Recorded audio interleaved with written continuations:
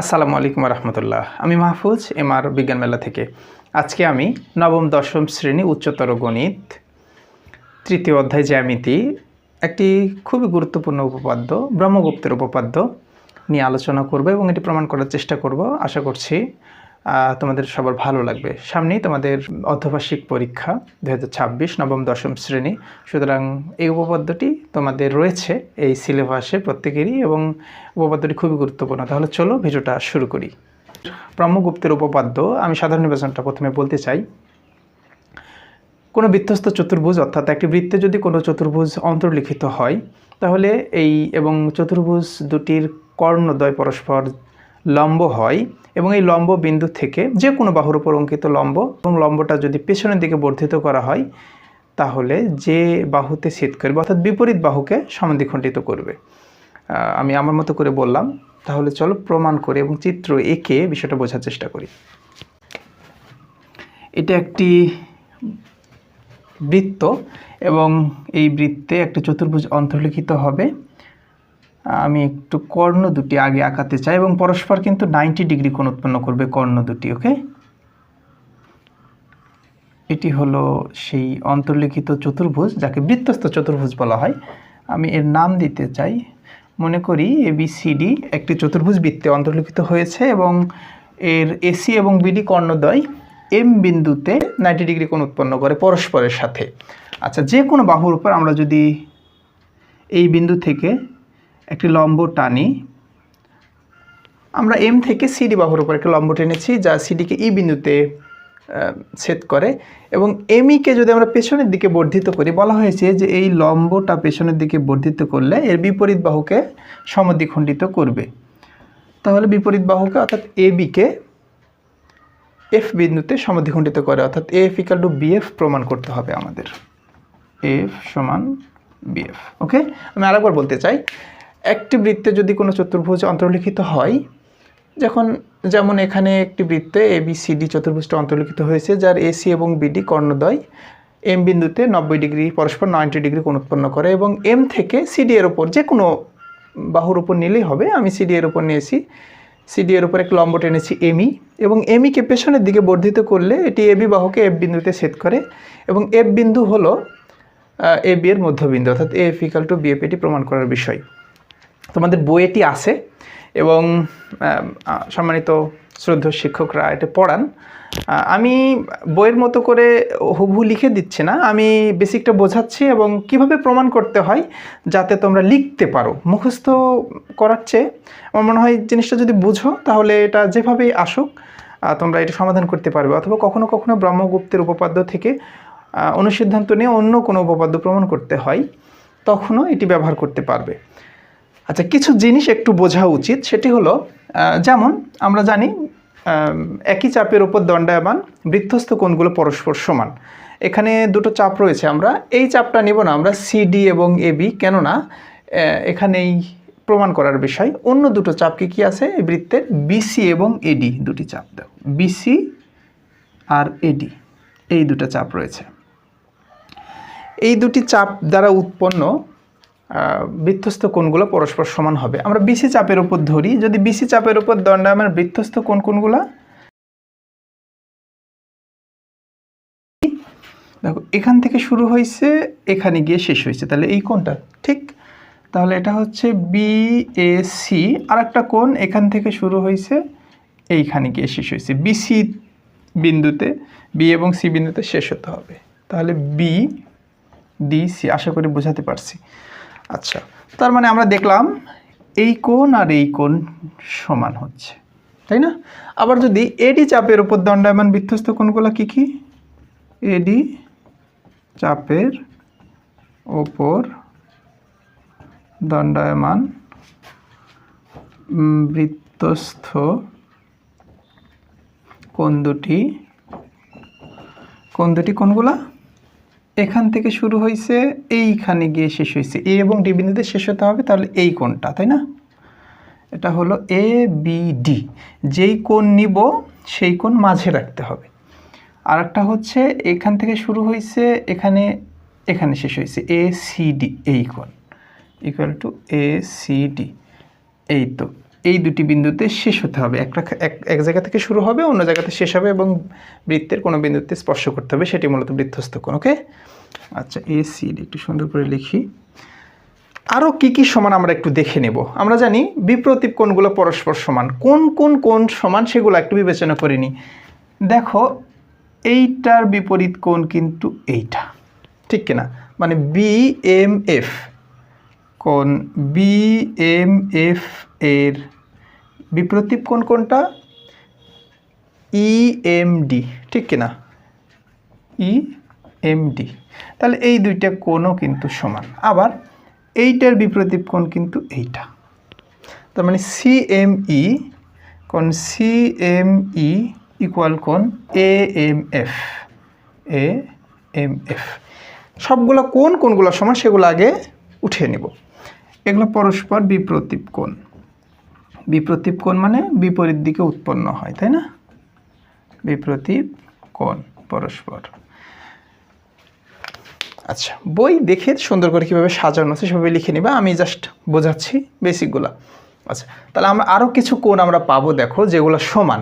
তাহলে আমরা পাইলাম এই কোণ সমান, এই কোণটা আর এই কোণ সমান, আবার এই দুটি কোণও পরস্পর সমান। আর কোনো কোণ কি সমান আছে কি না একটু বিবেচনা করে নিই। পূরক কোণ সম্পর্কে তোমাদের বোধহয় একটু আইডিয়া আছে। পূরক কোণ জিনিসটা কি? দুটি কোণের পরিমাপের যোগফল যদি 90 ডিগ্রি হয় তারা পরস্পরের পূরক কোণ। আচ্ছা, এইটা যেহেতু 90 ডিগ্রি কোণ উৎপন্ন করছে, এই যে এইখানে পুরোটা কিন্তু 90 ডিগ্রি কোণ উৎপন্ন করছে, তাই না? কারণ আমরা জানি প্রশ্নে বলাই হয়েছে, ব্রহ্মগুপ্তের উপপাদ্যের সাধারণ নির্বাচনে বলা হয়েছে যে কর্ণদ্বয় পরস্পর লম্ব হবে, অর্থাৎ MDC = 90 ডিগ্রি, তাই কি না? আচ্ছা, পরস্পর পূরক কোণ, তাহলে এটা যদি 90 ডিগ্রি হয় আমরা কিন্তু এটা লিখতে পারি যে কোণ CME এর পূরক কোণ DME, কারণ না দুটো মিলে তো 90 ডিগ্রি, তাই না? CME এর পূরক কোণ কত? পূরক কোণ হচ্ছে EMD। তাহলে এই কোণের পূরক কোণ এইটা, কারণ দুটো মিলে 90 ডিগ্রি, পূরক কোণ তো 90 ডিগ্রি, কোণ EMD। আবার এই কোণের পূরক কোণ কিন্তু এইটা, কেন? এটাও 90 ডিগ্রি, কারণ এখানে 90 ডিগ্রি কোণ উৎপন্ন করছে, প্রশ্নে বলা হয়েছে। কোণ CME এর পূরক কোণ আবার কোণ MCE। কেন?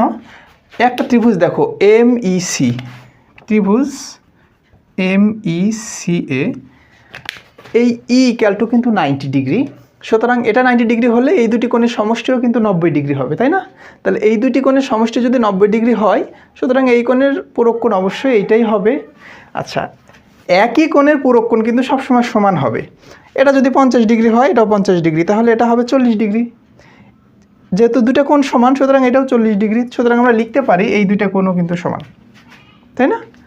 অতএব আমরা লিখতে পারি কোণ EMD ইকুয়াল কোণ MCE। তার মানে আমরা আবার পেলাম এই কোণ সমান, এই কোণ সমান, এই কোণ সমান, ঠিক কিনা? আশা করি বোঝাতে পারছি। তাহলে আমরা যতগুলো কোণ সমান হয় সব ধরনের কোণকে আমরা সমান করে নিয়েছি। ওকে, আচ্ছা, তাহলে আমাদের কাজ কি? আমাদের কাজ হচ্ছে এই বাহু আর এই বাহু সমান করা। আমাদের এই দুটি ত্রিভুজ নিয়ে কাজ করতে হবে। আমরা কাজ করব এই বাহু আর এই বাহু সমান, আবার এই বাহু আর এই বাহু সমান। তাহলে কি হবে? যেহেতু দুটি সাধারণ বাহু আমরা পাচ্ছি, সুতরাং এই বাহু আর এই বাহু আবার সমান, ঠিক কিনা? সরি, এইটা না, এটা না, এই বাহু আর এই বাহু সমান, আবার এইটা আর এইটা সমান। তাহলে আমরা একটা সাধারণ বাহু পাচ্ছি। আচ্ছা, তাহলে আমাদের প্রমাণ করার বিষয় হচ্ছে এই দুটি বাহু সমান। আমরা প্রমাণ কিভাবে করব? একটা সমদ্বিবাহু ত্রিভুজ বিবেচনা করব। এই যে দুটো ত্রিভুজ পাচ্ছি, এই ত্রিভুজ দুটিকে সমদ্বিবাহু প্রমাণ করার চেষ্টা করব। আচ্ছা, এই বাহু আর এই বাহু সমান করার চেষ্টা করব। তাহলে কি একটা সাধারণ বাহু যেহেতু আছে, সুতরাং এই দুইটা বাহু সমান হবে। আমি একটু দেখাতে চাই। আচ্ছা, বলা হয়েছে যে কোণ, একটু প্রমাণ করার চেষ্টা করব। কোণ FMB ইকুয়াল কোণ EMD অথবা DME। এই দুটা বিপরীত কোণ না? আবার এই কোণ আর এই কোণ কিন্তু সমান, আবার এই কোণ আর এই কোণ সমান, ঠিক কিনা? সুতরাং আমরা একসাথে লিখতে পারি ECM বা MCE, এইটা। ওকে, তাহলে আমরা একসাথে কি লিখতে পারি? FMB ইকুয়াল কোণ, আবার বৃত্তস্থ কোণগুলো পরস্পর সমান। একটু আগে আমরা প্রথমেই লিখেছি বৃত্তস্থ কোণগুলো পরস্পর সমান, বি কোণ আর সি কোণ কিন্তু সমান। সুতরাং আমরা লিখতে পারি FBM,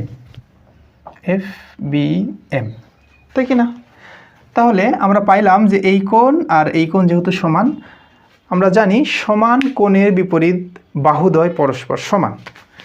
তাহলে ত্রিভুজ FMB এ যদি বিবেচনা করি, এই কোণটাই লিখব, FMB ইকুয়াল কোণ FBM। তাহলে আমরা লিখতে পারি FMB মানে এই কোণের বিপরীত বাহু FB ইকুয়াল FM। ওকে, একটা পাইছি। আমরা এই কোণটা নিব, এখন এটা নিয়েছি, আবার এই কোণ নেব। কোণ AMF ইকুয়াল কোণ, এটা কিন্তু CME, ঠিক কিনা? তাহলে CME একই কথা। তাহলে এই কোণের বিপরীত যেহেতু এটা সমান সমান আবার কোণটা এইটা MDE। ওকে, আবার এই দুইটা বাহু যেহেতু সমান, কোণ যেহেতু সমান, তাহলে আমরা AMF ইকুয়াল টু বৃত্তস্থ কোণগুলো সমান, তাহলে MDE লিখতে পারি না? AM। তাহলে ত্রিভুজ নিয়ে এটা AMF কোণ AMF ইকুয়াল টু কোণ FAM। সুতরাং AMF এই কোণের বাহু হচ্ছে বিপরীত এইটা, আর এই কোণের বিপরীত বাহু হচ্ছে FM। ওকে, তাহলে আমরা দুইটা পাইছি। এটা পাইছি ধরি সমীকরণ 2, সমীকরণ না, এটা সমীকরণ 1। দুটো সমীকরণকে যদি বিবেচনা করি, আমরা দেখতে পাচ্ছি AF FM BF FM, তার মানে ডান দিকে যদি সমান হয়, নিশ্চয়ই এই দুইটা সমান হবে। অতএব 1 ও 2 হতে পাই F সমান BF। এই তো প্রমাণিত।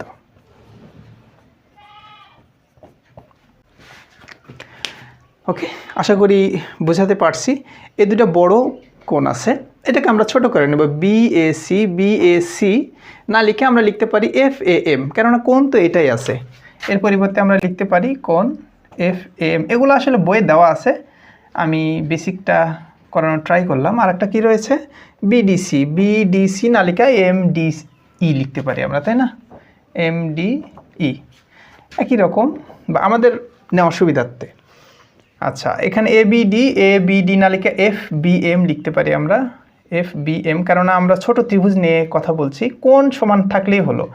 আর একটা হচ্ছে ACD না লিখে MCB লিখতে পারি, বা BCM লিখতে পারি, MCB।